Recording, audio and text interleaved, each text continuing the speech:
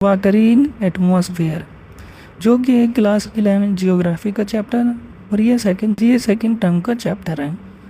हमारा जो पहला टॉपिक है वो है humidity. The water vapour present in atmosphere is called atmospheric humidity. Water vapour present होते हैं उन्हें हम एटमॉस्फेरिक ह्यूमिडिटी कहते हैं। ह्यूमिडिटी होता है उसको हम सिर्फ ग्राम्स में ही मेज़र कर सकते हैं पर क्यूबिक मीटर में, और इसका जो इंस्ट्रूमेंट है वो है हाइग्रोमीटर, ह्यूमिडिटी को मेज़र करने का। अब हमारा जो अगला टॉपिक है वो है टाइप्स ऑफ ह्यूमिडिटी। ह्यूमिडिटी के 3 टाइप्स होते हैं जो कि आप स्क्रीन पर दे रखा है।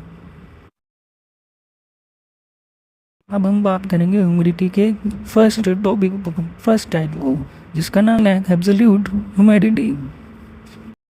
The amount of water vapour present in the air called absolute humidity.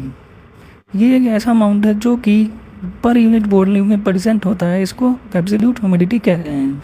और एब्सोल्यूट ह्यूमिडिटी सिर्फ समर में ही होता है, क्योंकि ये गर्मियों के टाइम पर एवोपरेशन ज़्यादा होता है और ज़्यादा मॉइस्चर हैली करता है।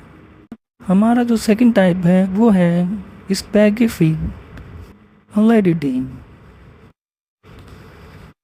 The weight of water vapour weight of air is called specific humidity। ये हमें बताता है कि टोटल एयर मास के कंपैरिजन में कितना वाटर वेपर का वेट है। और दूसरा है it is express in grams पर किलोग्राम के हिसाब से नापा जाता है।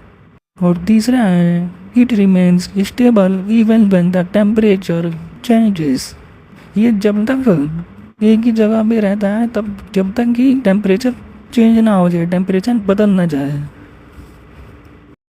अब बात करते हैं हम रिलेटिव ह्यूमिडिटी की। Water vapour present in air at any temperature. जो वाटर वेपर जो भाप होता है पानी का वो किसी भी टेम्परेचर पर प्रेजेंट होता है। The capacity of the same air is to hold water vapour at same temperature. मतलब है कि हर तापमान पर हवा एक निश्चित मात्रा में ही पानी की भाप पकड़ सकती है। और तीसरा है it is express in percentage terms. जैसे कि हम समझते हैं अगर हवा 100 ग्राम पानी होल्ड कर सकती है तो एक्चुअल में 50 ग्राम पानी है, तो रिलेटिव ह्यूमिडिटी 50% होगी। और तीसरा है saturated humidity. Air when air contains water vapor as equal its capacity is called saturated air। जब हवा वाटर वेपर को कंटेन करेगी अपने इक्वल कैपेसिटी पे तो उसको सैचुरेटेड एयर कहते हैं।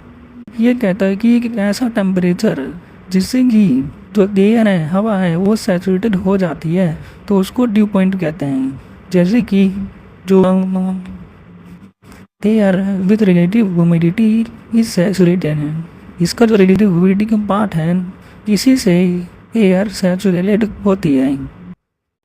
अब अगला है एवापोरेशन। वाटर का लिक्विड से गैस में बदलना, इसको हम एवापोरेशन कहते हैं। आप लोगों ने छोटी क्लास से पढ़ा होगा। अब हमारा जो दूसरा पॉइंट है ये कहता है कि जो अमाउंट है एवापोरेशन का वो टेम्परेचर एक्सपेंशन और विंड के स्पीड्स पे डिपेंड करता है। जहाँ से टेम्परेचर एक्सपेंस होता है और वाइल्ड स्पीड जितनी होती है उसी के हिसाब से अमाउंट ऑफ एवापोरेशन होता है।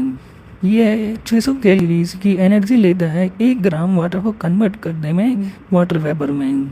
और इसी प्रोसेस को हम लेटेंट हीट ऑफ एवापोरेशन कहते हैं।